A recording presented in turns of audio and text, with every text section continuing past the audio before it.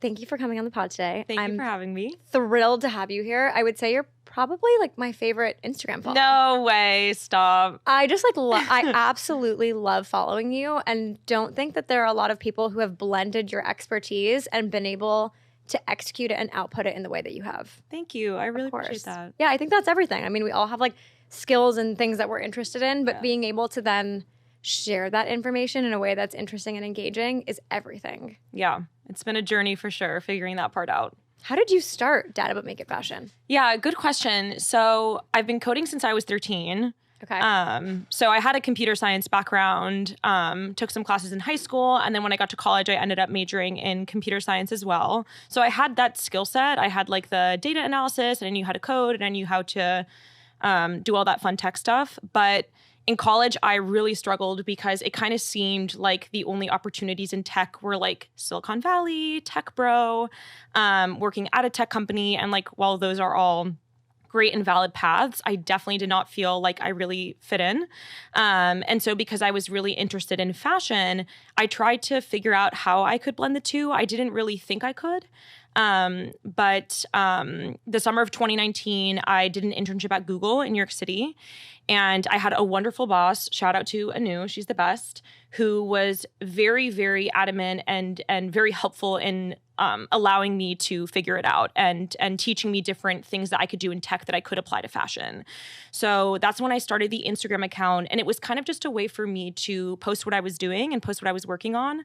I always like to use the phrase like I was throwing stuff at the wall and seeing what stuck, because it was pretty random and I was just trying a bunch of new things. So I've had the account since 2019.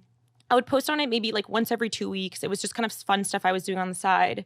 But my 2023 New Year's resolution was to be more consistent with it.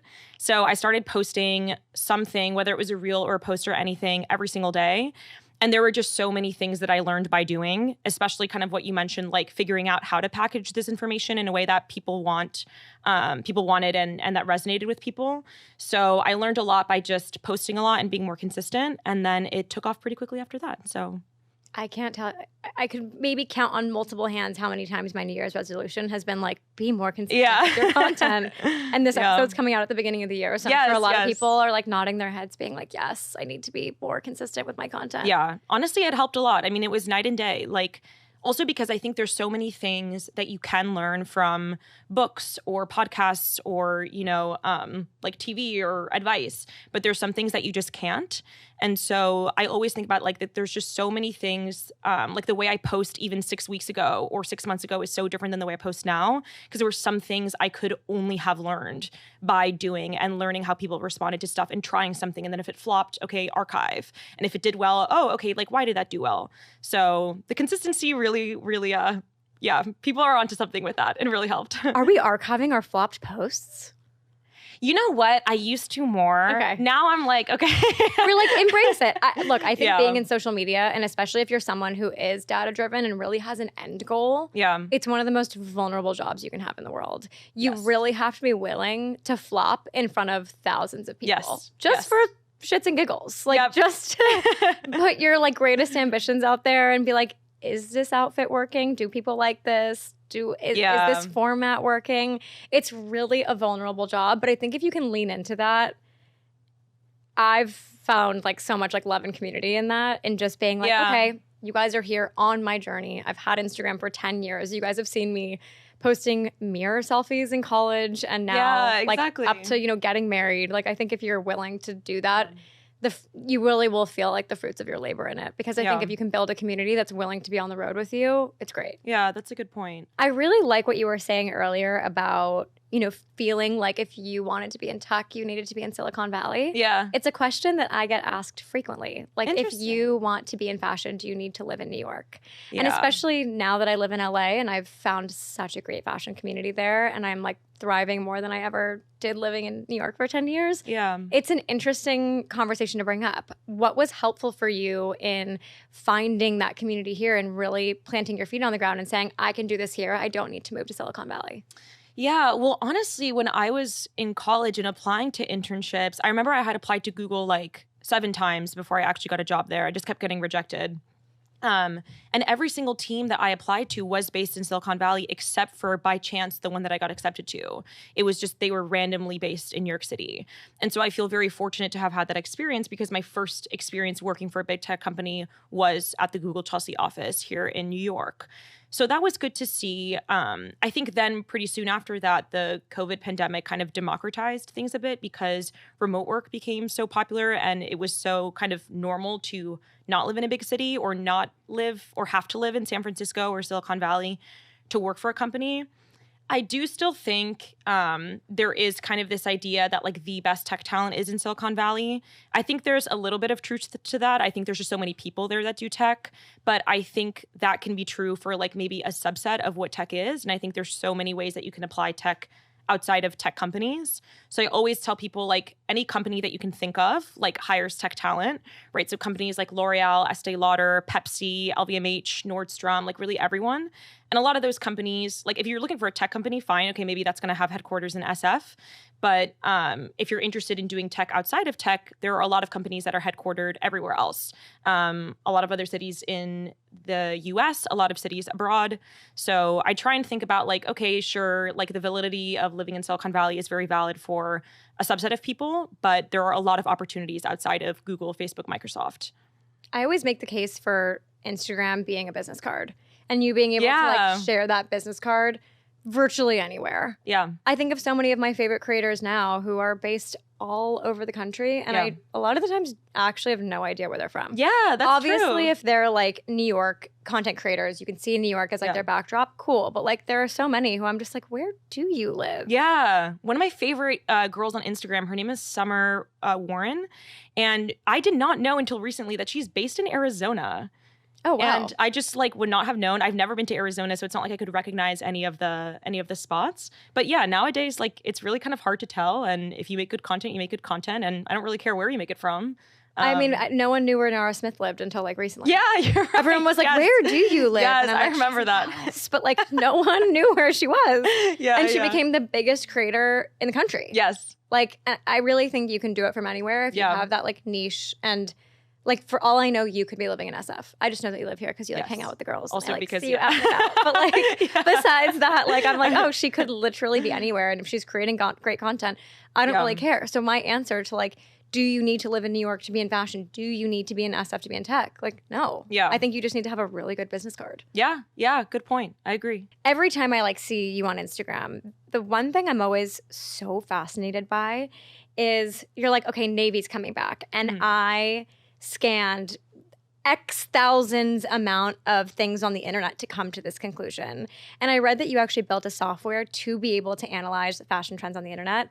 Tell us how you did it. Yes. Okay.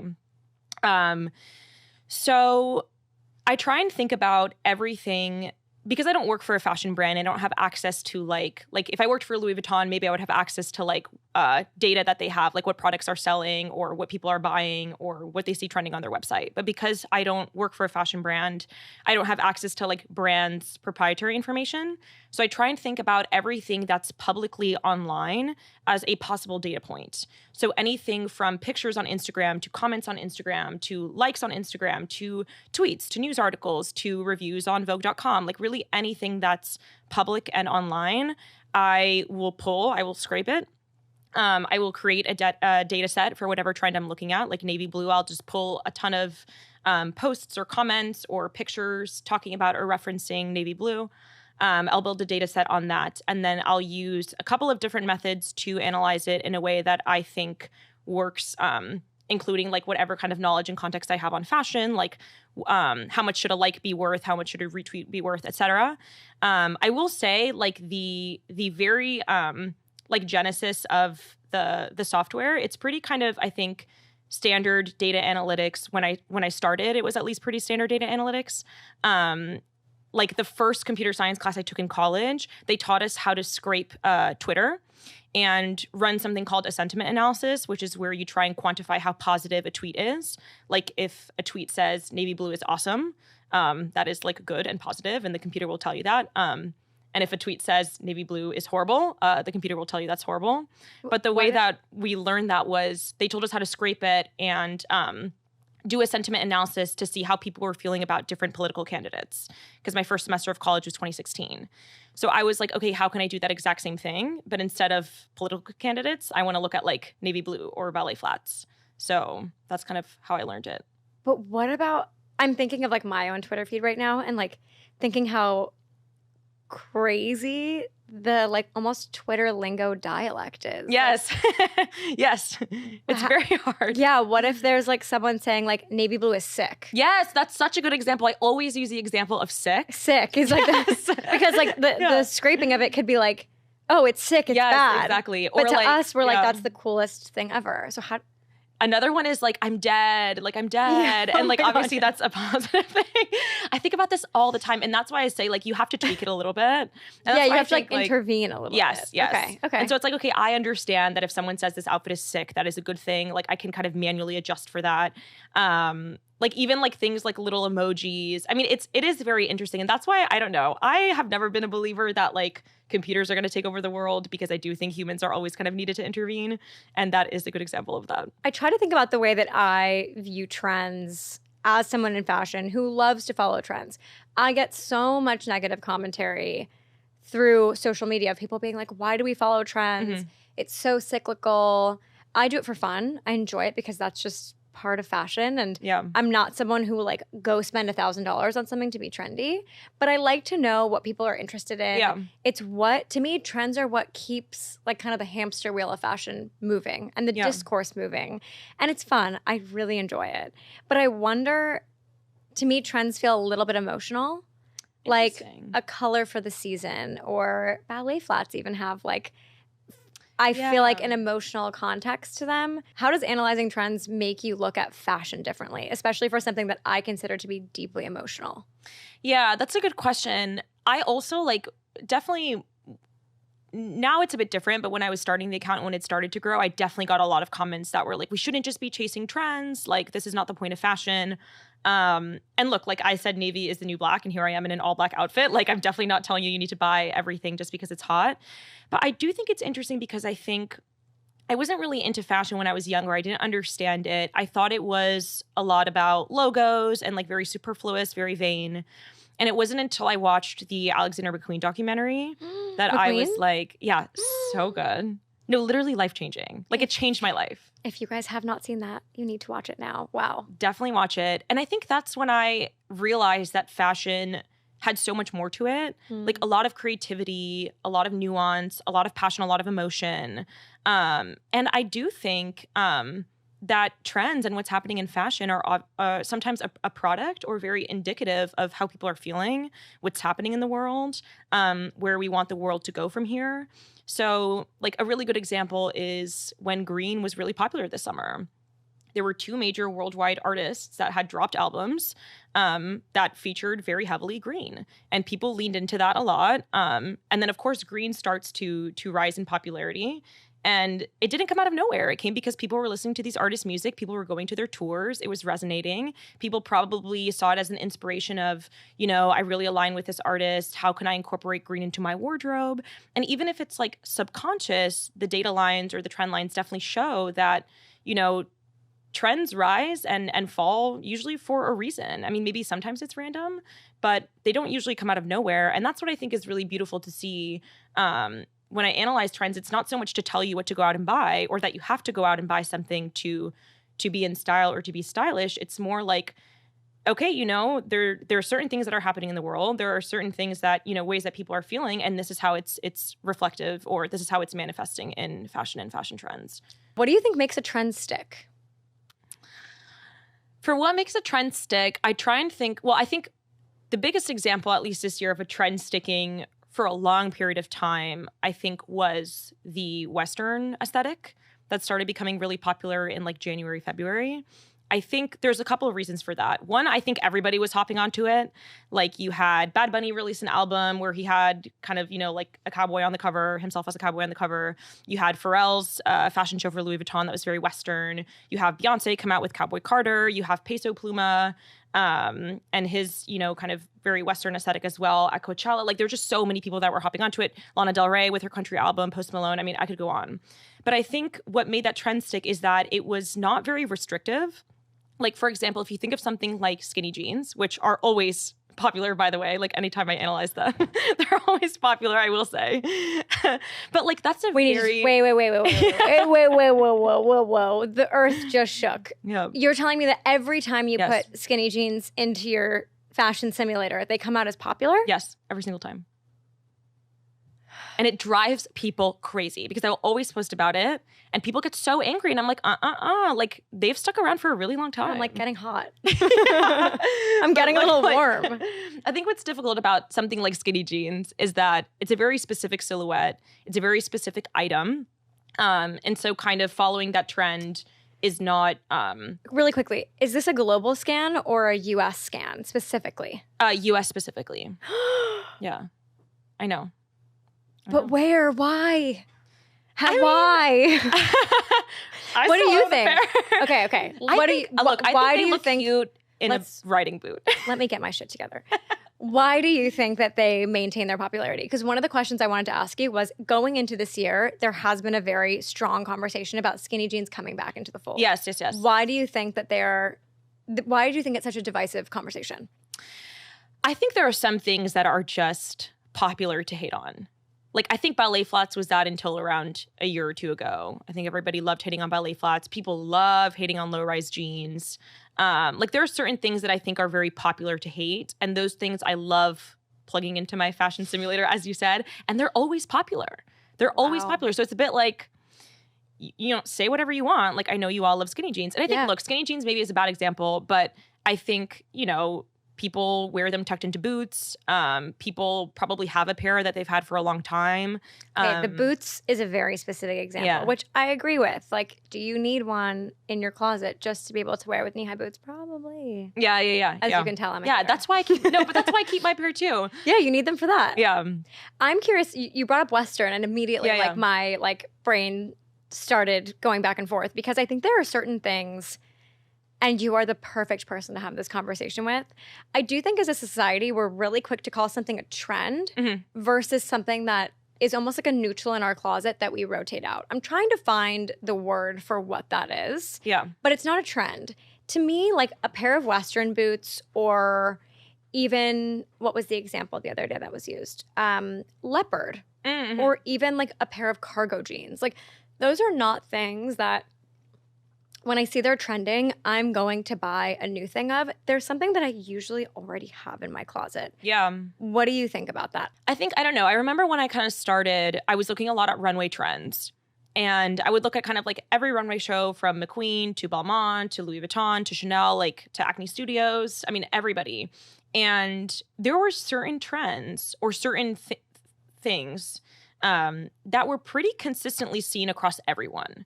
So, for example, button-down shirts, midi-length dresses, so dresses that fall like below the knee but above the ankle, pointed-toe shoes, ankle straps. Like, there were certain trends that, regardless of the aesthetic, regardless of the city the designer was from or the vibe they were going for, were pretty consistent. And I think it's because, like, a button-down shirt can be a white simple button-down shirt, or it can be a neon, floral, whatever button-down shirt. So it's like things that you can kind of put your own spin on.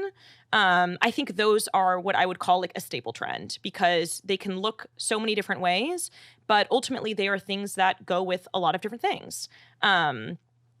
Whereas something that's more like a micro trend, I don't know, kind of like, you also see it like data-wise, they rise in popularity very, very quickly, like almost out of nowhere, and then they're gone just as quickly as they came. And so these things, like, you might see it like as a small percentage of one runway for one season, and that's kind of like it. Or like, I think about that with like the mob wife trend, for example. Yes. That's a good example. Millisecond in time. Yes. It like, I feel like I saw it on Instagram one like news cycle and then never again. It went so fast versus the coquette trend, which I feel like lasted months. Yeah, interesting. Yeah, mob wife lasted like 3 weeks. That one was insane. But that's a thing, because I feel like it's a very, at the end of the day, it is a bit restrictive, and people might maybe do feel like they need to buy new things. Whereas, like, you know, if you already have a leopard motif in your closet, or a button-down shirt, or, you know, a pair of jeans, like whatever that looks like to you, like, that's why I think the Western aesthetic did so well, because there were so many ways that you could put your spin on it, whatever kind of cut of jean you're comfortable with, whether you want to wear black cowboy boots or brown cowboy boots, whether you don't want to wear boots at all. So I think the trends that are like much more accessible and play off of staples stay around for longer, whereas a micro trend, like making people feel like they need to go buy something and then 2 weeks later it's out, quote, is like, doesn't really make any sense. And it doesn't, I think, really help someone evolve their own personal style. I mean, raise your hand if you've been a cowgirl for Halloween just because you had things in your closet that worked. Yes. Like, I do think that there's a very stark difference between something that's trendy versus something that just comes in and out of our closet and we already have and can kind of make do with it. Like, there's a big difference there. Like a staple or like your capsule wardrobe? I think a staple or a capsule is like a great pair of jeans, a black tee, things that you wear every day, things that are like the building blocks and foundations of your wardrobe. I wouldn't say that like my leopard print is a staple in my wardrobe. But I do sometimes get comments that are like I posted something about the Burberry scarf. Love that. I love a good Burberry scarf. But I got a lot of comments that were like, hello, I have been on this for years. Like, I've had mine for years. Like, this is nothing new. And I'm like, look, respect, you're ahead of your time. But I think, you know, there was a time in the public discourse where it was cheesy. Yeah, a little bit, maybe. Yes. By the way, I love Burberry. I've loved it through all of its phases. Me too. Like, I love think Burberry. Even for like we got married in London, and I was like, should I get something from Burberry for this? Like, to me, cute. it's a classic heritage brand. Yeah. Sure, it's had different creative attractors over the time that's given it a different flair, but I still think as a brand, its ethos really resonates with me. Yeah. I'm very excited for maybe next year for it to maybe take new shape and have an iteration.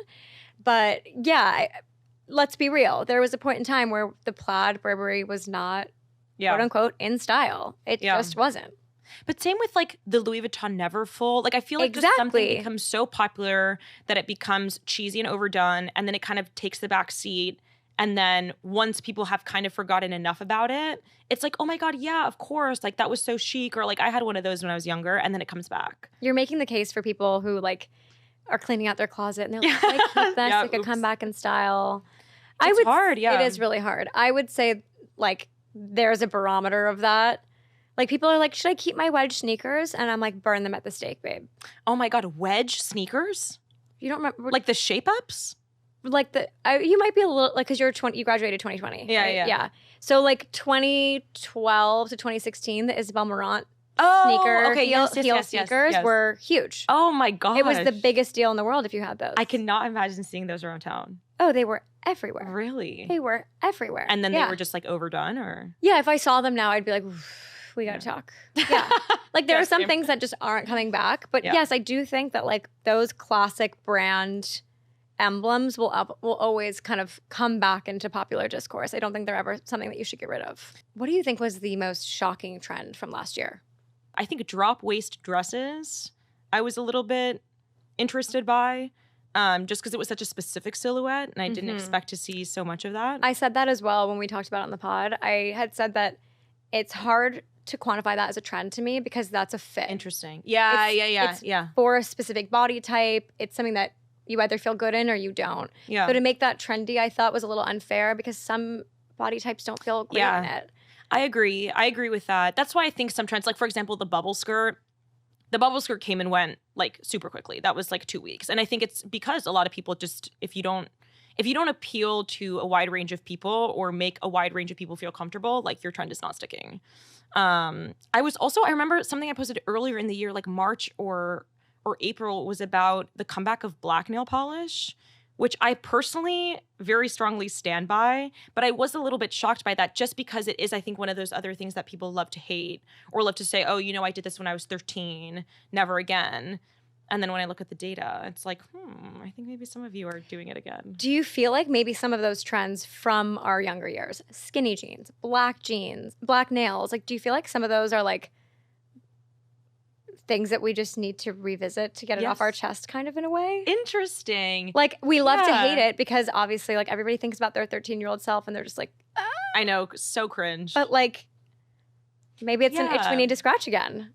Yeah, and I think it's also like, obviously, you've changed so much since you were 13, and like your body has changed, your style has changed, your interests have changed. But like, so, you know, wearing a skinny jean the way you did when you were 13 looked one way, right? But you can like style it differently or make it fit kind of who you are now. And so it's like, it's not like you have to dress exactly how you did. I mean, there's no way I whatever. I mean, it's too embarrassing. But I do think it's interesting to revisit like little pieces of what we loved as kids and incorporate them into our personal style. And not be so big of a hater, except for me with skinny jeans. I'm not taking that stance, guys. You can wear them with a boot. Yes. But that's about it. Yes. That's about it. Okay, let's get into this year, which I'm very excited about. What, in your mind, do you think is going to be the top 3 trends of 2025? Ooh, top 3. Okay, so I will say I don't think the Western aesthetic is going anywhere. I think that one will stick around. I think denim is just going to keep rising in popularity. And cowboy boots are as well. If I'm wrong, I'm happy to be wrong, but I don't think it will go anywhere. I also think green will stick around a lot, but I think it'll look different than kind of like the lime green that we were so into this summer. I think it might look a bit like olive or emerald as well, but I think almost like green will be the new earth tone because green kind of is an earth tone. Like, I mean, it's seen in nature so often. So I do think that green will stick around. I think once everyone hopped on the train this summer, people will continue to do green. I like the green one because I feel like, you know, like the Charlie XCX green was not as palatable, but I can see it moving into popular culture in a way that feels a little bit more wearable for the average person. Yeah. Yeah, I definitely, you know, I also personally love green. Like my apartment is all white except for like some plants and like pops of green. Well, I think about that even across the board, like having just planned a wedding. Everything is like white and green. Interesting. Yeah. I feel like in interior design, that like sage green, like a sage green kitchen has just been like everywhere on my feed lately. I feel like green's really having a renaissance. And I agree that to me, I talked about this on an episode last year, talking about how green to me feels like a neutral in my closet. Yes. Like a olive green pair of pants to me is interchangeable with a pair of jeans. Yeah, yeah. Like, and I think everybody needs to find those neutrals for themselves. Yeah. Like it's okay if green's not one of them. But I do think this year it will be very strong.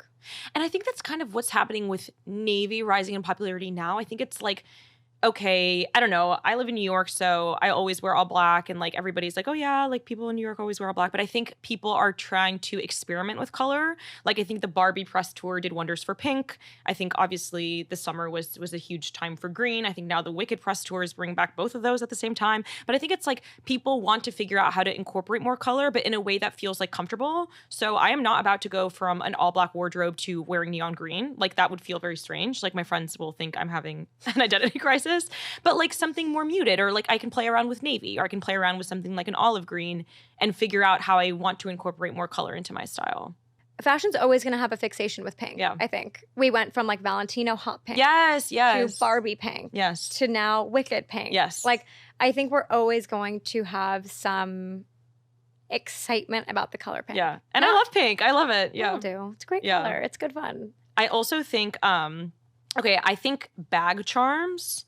Obviously, those have been like huge already, but I think those will get bigger because of how accessible, quote, they are. Like I understand bag charms like from Miu Miu are still very expensive if you just like look at the price flat on. But I think if you want to kind of like buy into a luxury brand or like, you know, feel like a luxury consumer, that's a very much more accessible price point than having to like buy a whole bag.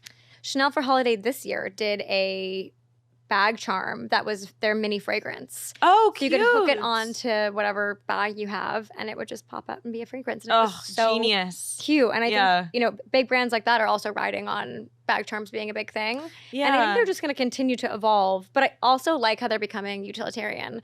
The creative things that you can do with it. And also like you don't really have to change anything about your closet, but if you there's just add them. Yeah, exactly. And it's like if there's a new way you want to test out, like showing off your personal style or showing off your personality, it's a really good way to just kind of do it. It's easy. It's low risk. I feel like Coach really brought that back. And I do feel like Coach is having a major renaissance right now, especially with the like tote over the shoulder bag they brought back. Yes. I feel like I'm seeing it everywhere. What does the data say? Anything? You know, I haven't looked at Coach in a while, but I remember even when I would walk around New York in like 2021, I think, or 2021 or 2022, whenever they did the big campaign with J-Lo. And I was like, okay, here we go. Like, it's coming back. And then I remember, give it 5 years. Yeah, I was like, all right, let's go. I think their marketing team has done a phenomenal job, and they've kind of like snatched the right people and done fantastic campaigns. I also think their runway is great and very interesting. The bag charms is definitely something that they should be credited for.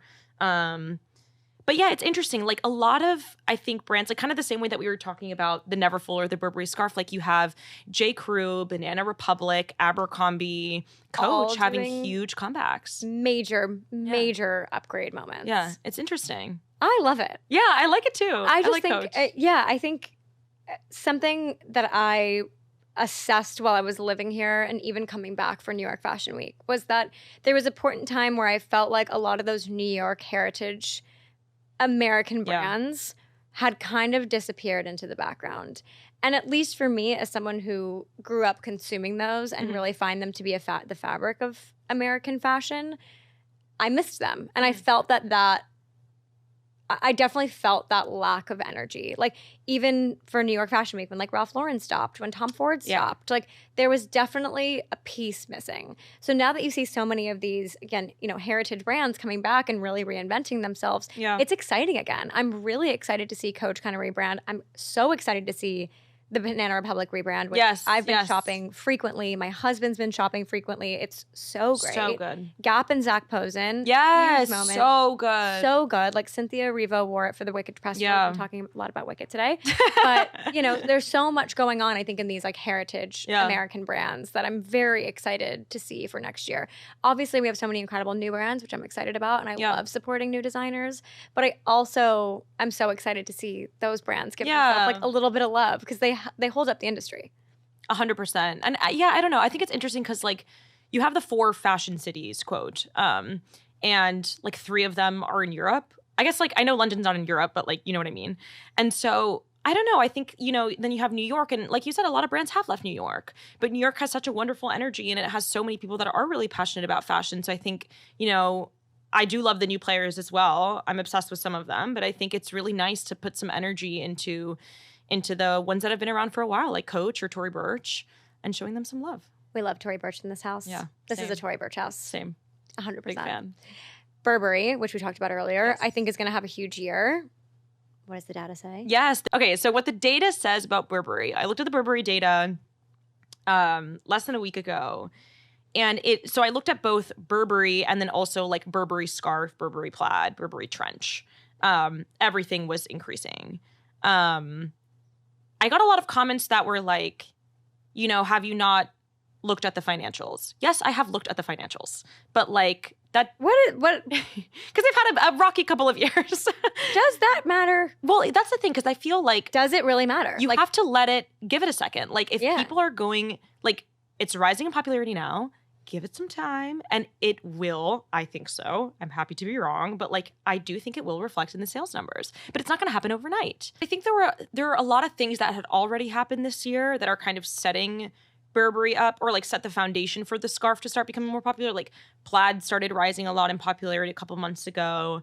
They kind of, it's a horrible name, but like the old money aesthetic, like, that's been around for over a year and people are still talking about it. And I think Burberry is one of those kind of more old school heritage, kind of really fits into that vibe. So I think the foundation is there. I'm curious to see what Burberry does with it. I would love to hear from your end. What is exciting you right now in fashion and AI? Especially there's such a big conversation about that. Mm-hmm. And you being so in the tech space, is there something specific that you're excited to see?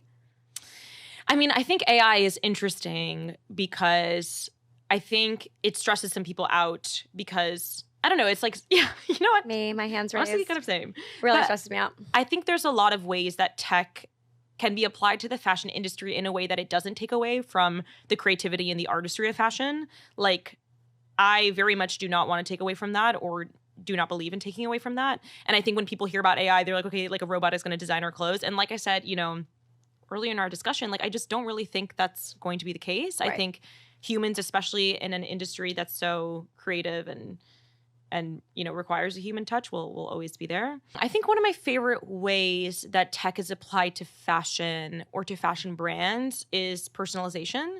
So like if I go onto a website and I'm logged in, like I'm a repeat consumer, You show me stuff that you know I like. You show me campaigns that you know I like. I think that's very interesting. Like, how can you take a company that's very big and operates in so many different countries with like millions of consumers and make it feel like you're just talking to me one-on-one? And I think that's something that like Gen Z really likes, Gen Z really craves. I absolutely love brands that are hopping onto TikTok trends. I think like Loewe is doing such a good job right now of that. This has been a frequent conversation on this podcast because I think it's so great and like such a standout. Yeah. It's a hit. Yeah. It deserves an Oscar. Like it's so good. It's really great. Yeah. And so I love that. I love, social media as a way to kind of get people more, like, I don't know, fashion has just not been as mass as it is now. And I think it's very interesting how like social media obviously is a tool to get people to learn more about fashion and connect with brands. So I love that. And I think Loewe is a perfect example. But I also like the use of tech to like democratize fashion. So nowadays, like if you do want to start a fashion brand, like obviously or if you do want to get into fashion, like it's not like there's no obstacles, but there's a lot of things that you can do online. Shopify is wonderful. Like social media is free. So I do like, innovations in technology as they kind of allow more people to enter fashion or access fashion or learn about fashion. I feel like definitely I used to think, like I mentioned, that fashion kind of had this big wall around it and that it was like for a select few. And that's when Alexander McQueen really, like shattered that perspective for me. And it was just so eye-opening. And I think tech does a good job of that too. Like even Gab Waller and Sourced By, which is completely powered by AI, is such a great use of AI for what she's doing. It doesn't scare me. It's not like taking away from the creativity of fashion, but I think it's a great implementation. Thank you for coming on the show. This was so fun. Thank you for having me. Of course, I loved it.